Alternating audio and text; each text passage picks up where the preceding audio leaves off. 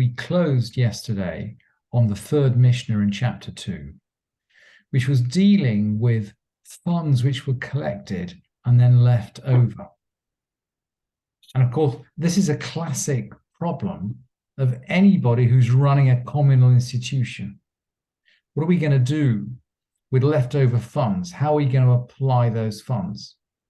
And we'll see that the Mishnah is going to elaborate these questions in quite some detail. And maybe this is an answer as to whether they were collecting the half-shekel after the destruction of the temple, and perhaps what the interest is of Rabbi Yehuda Nasi in giving us such detailed information about this process if it did stop when the temple was destroyed. Because there are obvious parallels, obvious carryovers with practices that went on, that go on right up to the present day. But just to remind you, the Mishnah that we closed with yesterday was about someone who was gathering up coins and who said, look, these are for my shekel. And by that, of course, he means his half shekel. And it turns out when he buys his half shekel, he's got some left over. And Beit Hillel says that what is left over is not sacred. He can do whatever he likes with it.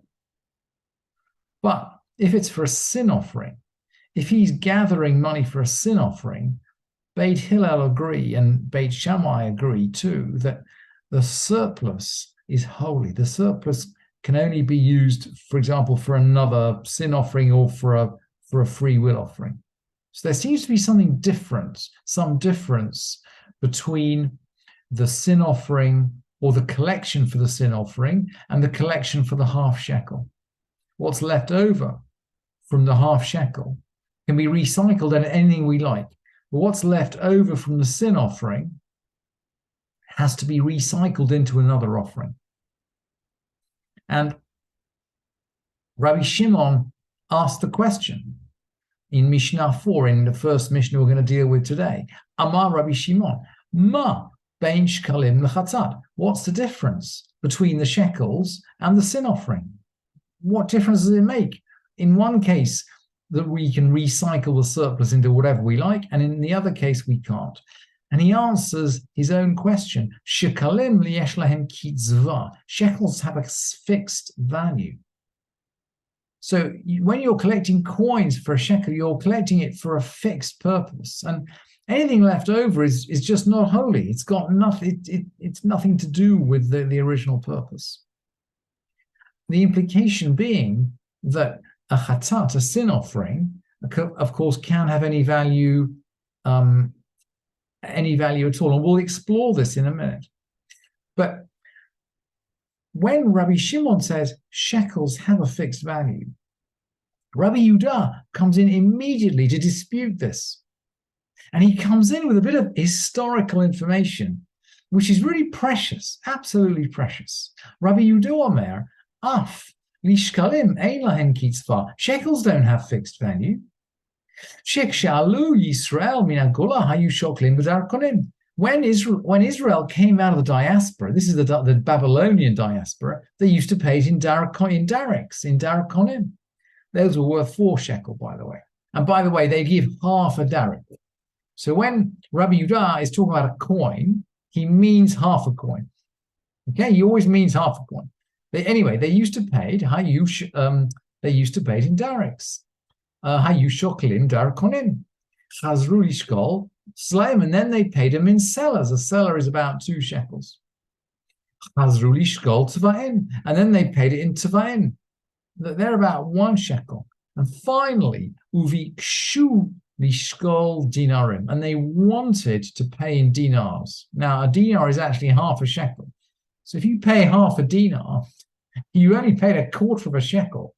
And the Jerusalem Talmud has a version of this Mishnah which says they wanted to pay in dinars and the sages would not let them do it. We'll come back, and that is how the Rambam rules, actually. But let's come back to Rabbi Shimon. Rabbi Shimon asked what the difference is between shekels and sin offerings, and he thinks that shekels have got a fixed value. And then he says, look, sin offerings are different. Amar Rabbi Shimon, afal pichen, Yad kulan shaveh. The thing is, I agree with you, Rabbi Yehuda, that at different periods in history, the shekel had a different value. I agree with you that it had a different value at a different time. So yeah, there was a time where people used to pay in darics. But, he says, Afapichen, Yad Kulan Shaveh. Everybody paid the same amount. And that's essentially what we learned from the Pasukim. The rich don't pay more, and the poor don't pay less. It's a poll tax. Yad Kulan Shaveh is what Rabbi Shimon says. Everybody's equal. Aval Chatat. Ze mevi b'sela, v'ze mevi b'shtayim, v'ze mevi b'shlosha. But a sin offering, that's very variable. You know, someone could buy a sin offering for one seller, for another two, for another three. In other words, when you collect money for a sin offering, you're collecting something for an object which doesn't really have a fixed price. So that is the difference between the seller, between the shekel and the sin offering. And the Rambam makes clear, by the way, this is Hilchot Shekalim, Halacha 5 in chapter 1. He says, look, the mitzvah of giving half a shekel, you give in matbea shel oto hazman.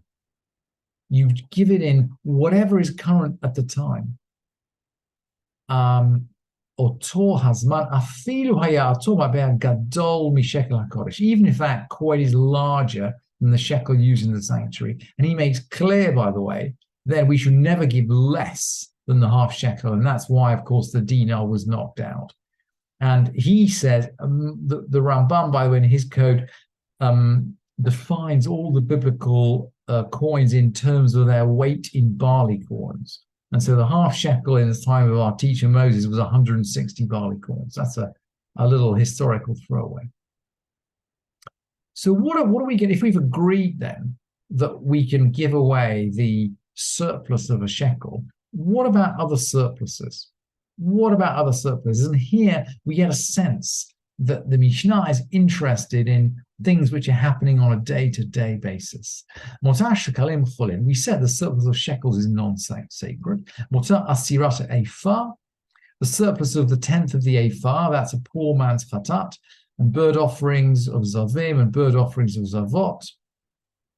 Motar kine Zavin, kine Zavot, kine Yoldot, bird offerings of women who've given birth, Vichotot Ashamot, and sin offerings and guilt offerings, Motre Hendavar. We turn the surplus into free will offerings.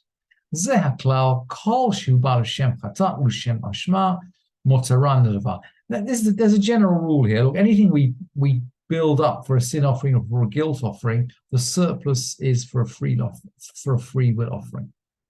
And then there's a list. Motar ulal ulav, the surplus of a burnt offering for a burnt offering. Motar mincha mincha, the surplus of a meal offering for a meal offering. Motar shlamim la shlamim, the surplus of a peace offering for a peace offering.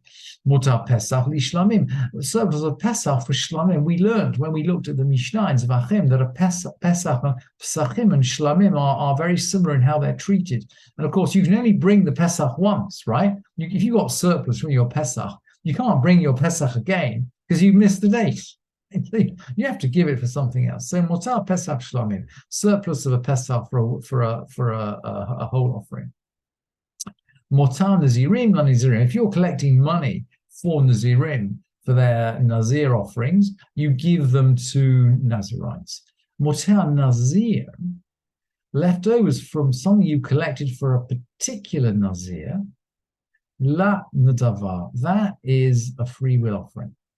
We'll see this pattern repeat. Motar aniyim la'aniyim, you collect for poor people, the surplus goes to poor people. Motar ani, you collect for a certain poor person, la'oto ani, to that particular poor person. Motar shuim la'shuim, you collect ransom, you collect money to ransom captives, it goes to ransom other captives. Motar shavui, leftovers from ransoming one captive, L'oto shavui, they go to that captive. Motar meitim la meitim. If you collect money to bury dead people, this is people who maybe, their estate didn't leave enough funds to bury them. So we're collecting money to bury them. Motar hametim lametim. If you got surplus left over, you apply it to burying other dead people. But along the same lines, motar hameit liyorshav. You collect for a single dead person. The surplus goes to his descendants, to his inheritors. Sorry, Rabbi Meir Omer motar hameit yehei munach ad sheyavo Eliyahu. Rabbi Meir is not sure about this. I mean, there's something slightly shameful about having to have tzedakah collected for your burial. And that is why Rabbi Meir wants to put the money. Rabbi Meir is not sure what to do with the money. Rabbi Natan Omer motar hameit bonin lo nefesh al kivro. Rabbi Natan says, we build a monument for him on his grave. A nefesh in this sense is a monument. So there might be something a little bit shameful in having tzedakah collected to bury you, but according to Rabbi Natan, we're going to effectively redeploy that in putting up a nice monument on your grave. And Rabban Shimon ben Gamliel is going to have something to say about that. And I wanted to close today with Rabban Shimon ben Gamliel. We're in the Jerusalem Talmud now. So the Jerusalem Talmud, the Palestinian Talmud, is going to quote Rabbi Nassan, who wants to build a monument. Tani b'shem Rabbi Nassan. Motar hameit yivnei lo nefesh al kivro. If there's a surplus from a dead person, we build a monument on his grave. Veyaseh lo ziluf al gabei mitato. We make him a nice perfume over his beard. But Rabban Shimon ben Gamliel Rabban Shimon ben Gamliel objects. Ein osim nefashot latzadikim. We don't build monuments for tzadikim. Tzadikim don't need physical monuments. Divrei hen zichronam. Their words are their remembrance. Their words are their remembrance.